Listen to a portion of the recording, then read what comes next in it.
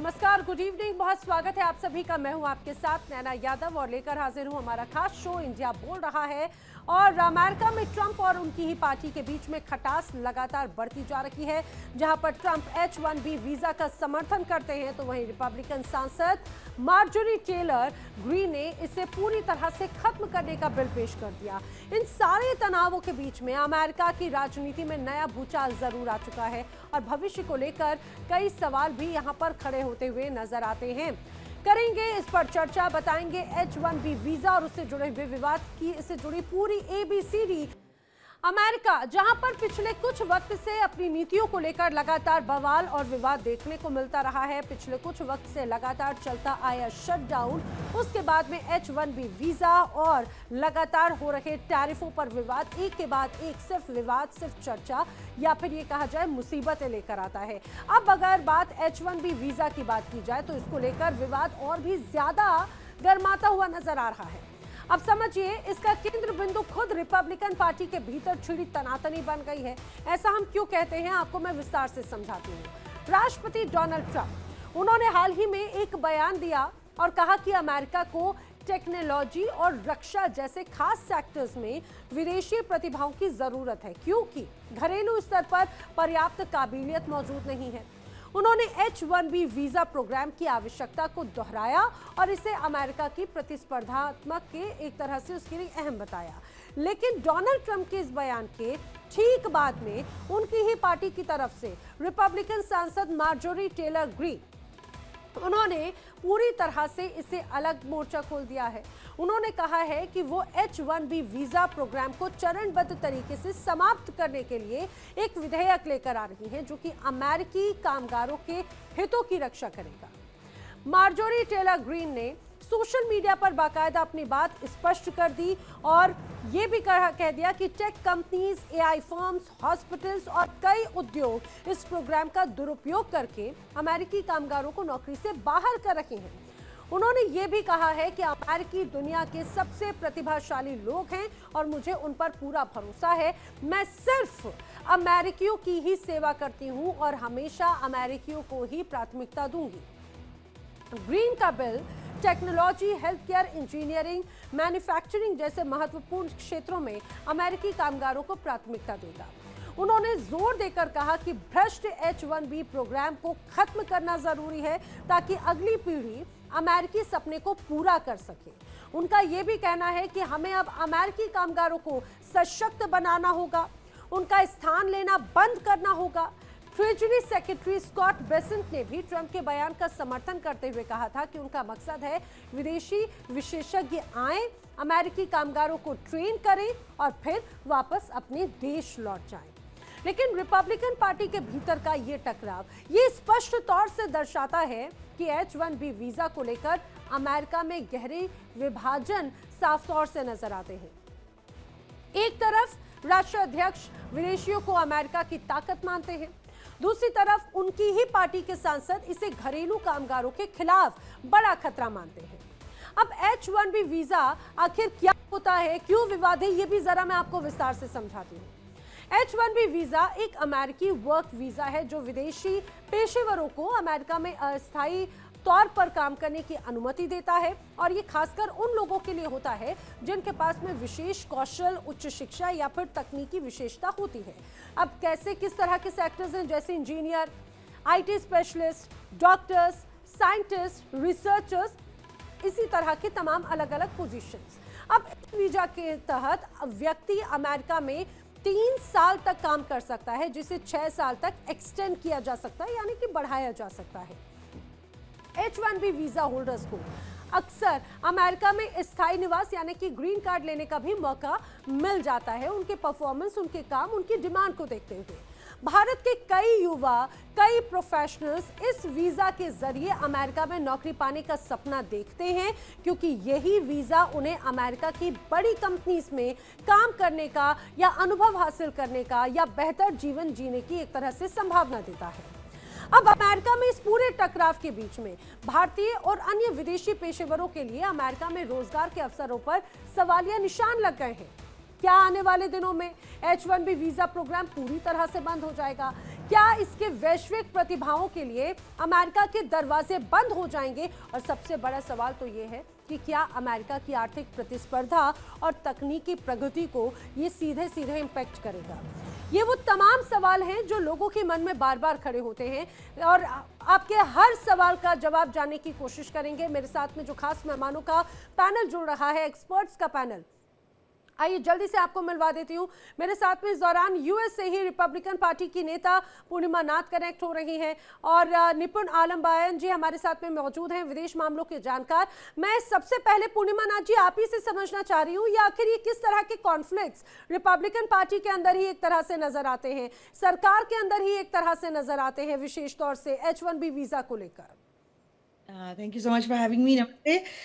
First of all, ये जो monster president Trump ने क्रिएट किया है, मैं उसको मगा कल्ट बोलती हूँ। अब इसको बंद अब अमेरिका नहीं कर पाएगा। I tell you why, because of the fact that actually the promises that he made, it's not just H1B जो अब एक के बाद एक वो एक्चुअली ब्रेक करे जा रहे। फॉर इंस्टेंस, मागा कल्ट को उन्होंने बताया है कि H1B जैसे इमिग्रेशन फिक्स करेंगे, सिर्फ इलीगल नहीं है।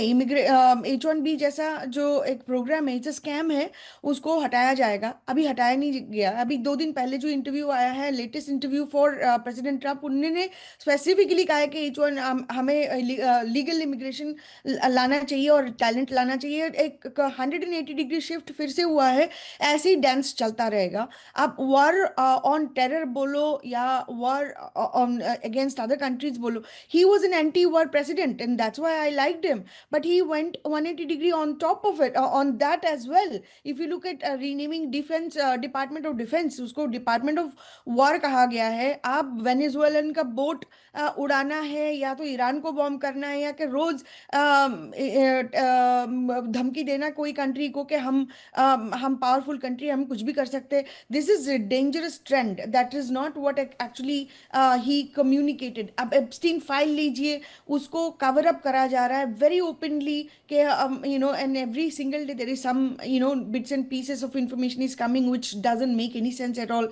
अब यहाँ पे जो एजेंडा चलाया जा रहा है in terms of president Trump, अगर वो नहीं जीतते हो, नहीं आते एज ए प्रेसिडेंट, भाई ये कंट्री खत्म हो जाता। Oh he is fixing it by tariff is working, tariff is paid by other countries and etcetera etcetera. अब धीरे धीरे करके सारा रोल बैक करा जा रहा है।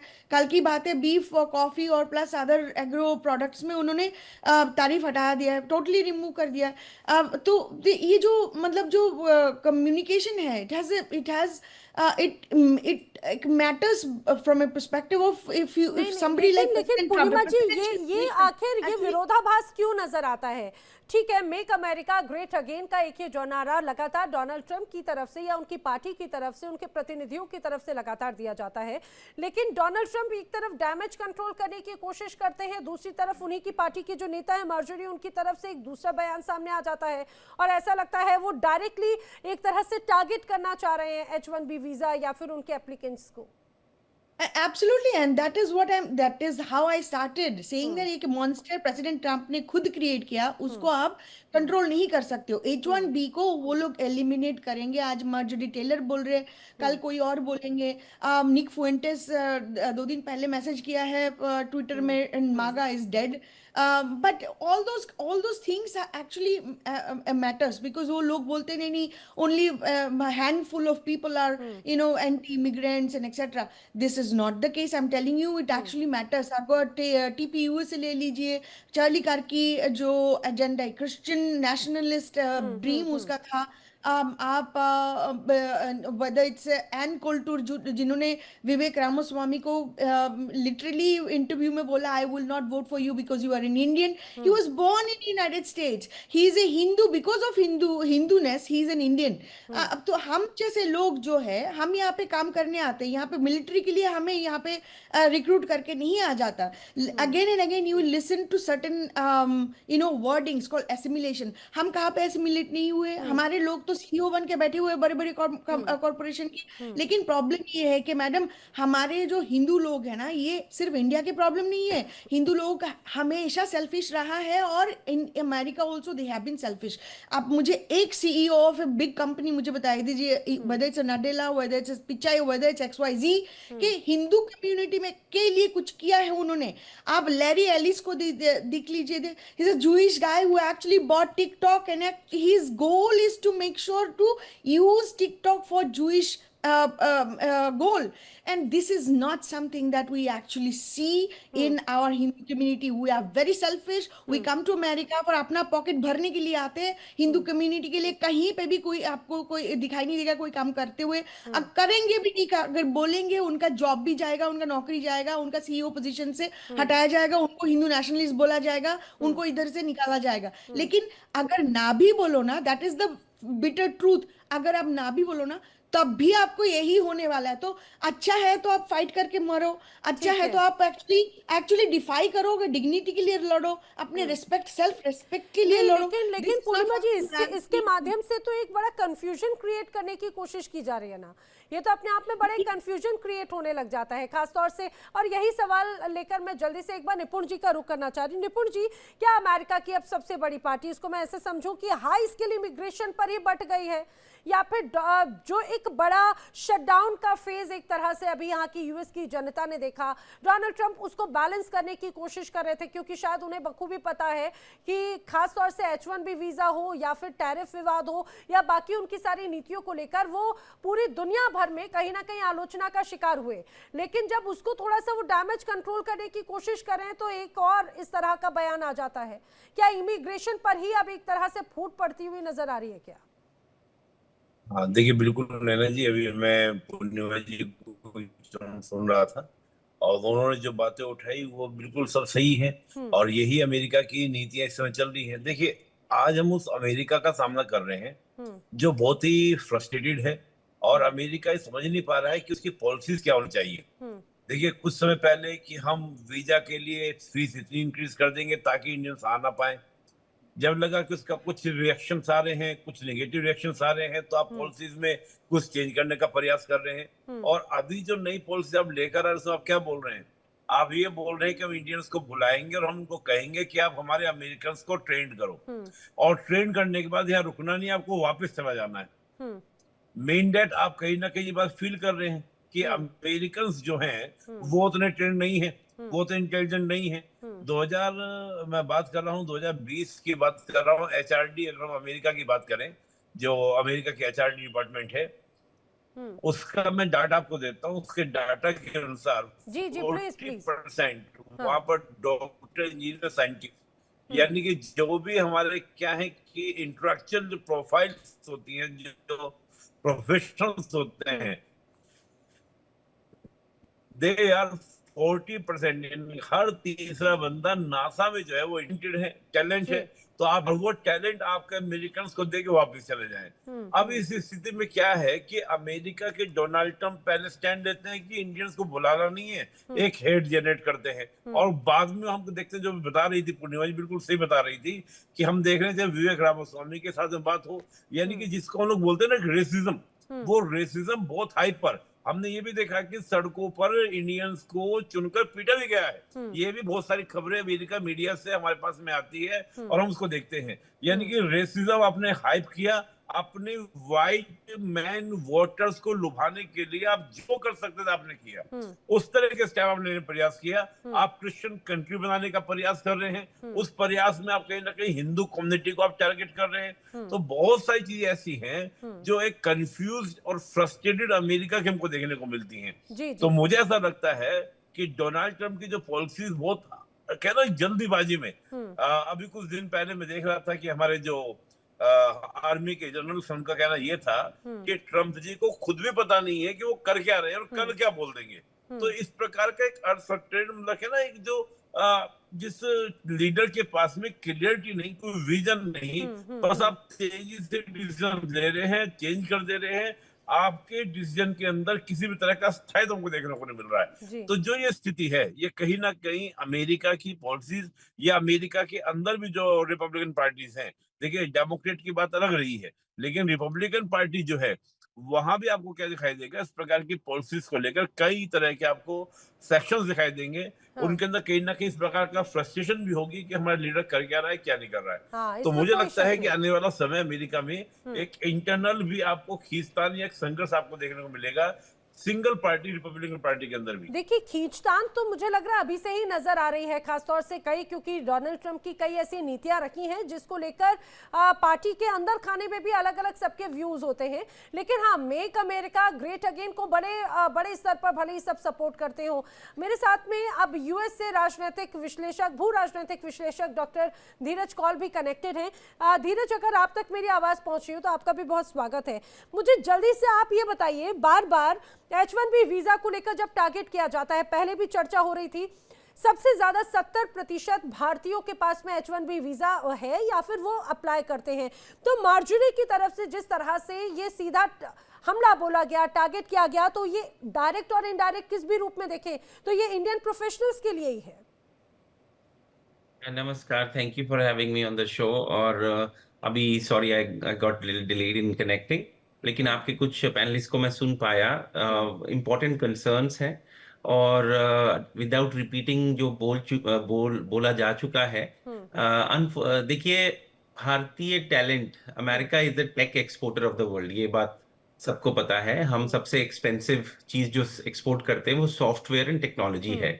हमारे वर्ल्ड की ग्रोथ के इंजन के अंदर जो सबसे इंपॉर्टेंट चीज होती है, जिसे R&D बोला जाता है, उसकी जो हमारे पास लेवल और उसकी जो पेनिट्रेशन है वो अनपैरेलल है दुनिया में कहीं पर भी।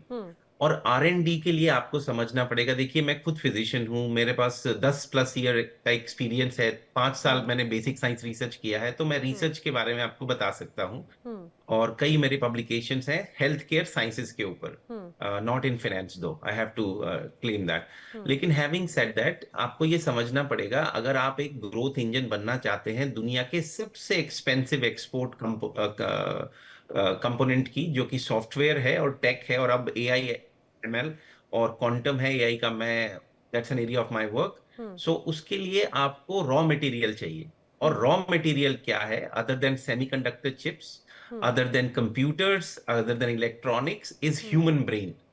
वो जो ट्रेन्ड ह्यूमन ब्रेन है उसका बेस्ट एक्सपोर्टर टेक वर्ल्ड में इस टाइम भारत है, इसमें कोई दो राय नहीं है। और वो एक्सपोर्ट की वजह ये नहीं है कि भारत अमेरिका के अंदर अच्छे कॉलेजेस नहीं है।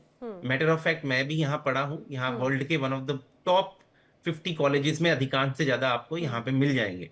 IIT आप ले लीजिए, MIT ले लीजिए, हार्वर्ड ले लीजिए, यूपेन ले लीजिए, स्टैनफोर्ड ले लीजिए, येल, उनमें से कुछ में मैंने भी शिक्षा ग्रहण की है।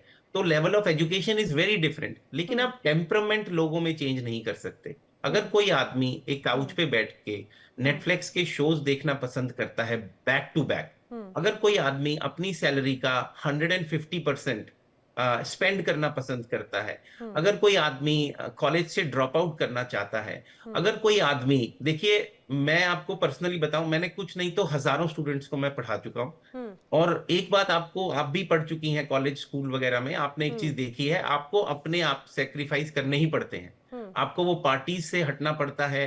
आप अगर वीड को स्मोक करेंगे, अल्कोहल करेंगे, अननेसेसरी रिलेशनशिप्स में घुसेंगे, तो वो जो 15 साल से 25 साल का ग्रोथ इंजन होता है हर युवा के अंदर, वो डिस्टॉर्ट हो जाएगा। वो, और उसमें अगर आपने फेंटलिन का तड़का डाल दिया जो चाइना से आ रही है और ड्रग्स आ गई, तो बहुत बड़ी दिक्कत है। तो कहीं ना कहीं हमारे सोशल इश्यूज अमेरिका में बहुत ज्यादा हैं, भारत में भी होंगे, लेकिन भारत में जो संस्कृति है, तरीके होते हैं ना धीरज जी, वो तो कंट्रोल करने के और तरीके होते हैं। मैं आपको, देखिए मैं आपको एज ए साइंटिस्ट रूट्स को समझा रहा हूँ, क्योंकि सबने सब समझा दिया, तो मैं आपको उस पॉइंट पे ले जा रहा हूँ कि प्रॉब्लम कहाँ से शुरू होती है। और ये सोशल इशू है। इंडिया के अंदर हमारी फैमिली वैल्यूज बहुत स्ट्रांग है, कल्चरल बैकग्राउंड है, जेनेटिक मेकअप है, बहुत स्ट्रांग है, और लोगों के अंदर एक भूख है देखिए, कंपटीशन एक भूख रेस करता है। जब हम कंपनीज रन करते हैं, हम लोग टैलेंट देखते हैं, वो जो भूख भारत के अंदर है वो अनपैरेलल है, और बहुत अच्छे स्मार्ट लोग हैं। मैं ये नहीं बोलना चाहूंगा कि भारत का हर युवा एक एक्सीलेंट है, वो एक फेक स्टेटमेंट होगी। लेकिन जो कंसंट्रेशन, जो एबिलिटीज, जो टैलेंट भारतीयों के अंदर दिखता है वो अनपैरेलल है, और कोई अमेरिका एहसान नहीं कर रहा कि उनको हायर कर रहा है। ये हमारी यस, नेसेसिटी बिल्कुल। है, अगर हमें हाँ। चाइना को बीट करना है तो ये हमें समझना पड़ेगा। अगर मैं अमेरिका के अंदर पॉलिटिकल लीडर हूं, शायद हूं या नहीं हूं, जो भी है, तो मैं फोकस करूंगा कि अपने यूथ को कैसे मोटिवेट करूं, उन्हें स्टेम साइंस में। अब मैं आपको डाटा से अगले राउंड में सारे पॉइंट्स दूंगा, आपको क्लैरिटी आ जाएगी जी कि जी कितने जी। भारत, क्या हमारी पेनिट्रेशन है की रोल्स के अंदर। तो India is an essential component for US growth. और वो देखिए, एक ये यही समझने। इसी ये पॉइंट आपने इंपॉर्टेंट बताया। मैं इसी के साथ में, अब मेरे साथ में भू राजनीतिक विश्लेषक कर्नल एस के मलिक जी भी जुड़ चुके हैं, संजीव मलिक जी। संजीव जी, यही बात जो बहुत स्वागत है सर आपका, यही बात जो धीरज जी भी कह रहे थे कि बहुत एसेंशियल है इंडियन की, खासतौर से इंडियन प्रोफेशनल्स, आईटी प्रोफेशनल्स, खासतौर से यूएस के लिए। और बार बार अगर इस रूप में H1B वीजा पर, पहले तो देखिए इस रूप में एक बड़ी भारी भरकम फीस लगाने की बात होती है, यानी कि उसको एक तरह से कंट्रोल करने की कोशिश है। सभी जानते हैं कि इतनी बड़ी मात्रा में जो अमाउंट है, अब जाहिर सी बात है वो कोई स्टूडेंट हो या कोई प्रोफेशनल हो या कोई कंपनी भी हो, तो आखिर क्यों किसी को इस रूप में हायर करेगा। दूसरी बात ये कि डिमांड एंड सप्लाई वाली बात है। डिमांड है यूएस में, और हमारे पास में, इंडियंस के पास में वो पूरा, ये कहा जाए, कैलिबर है, उनके पास में टैलेंट है, तो वो उस चीज को यूटिलाइज करते हैं। आखिर किस रूप में अब स्पेशल जानबूझ के इसको टारगेट किया जा रहा है, ये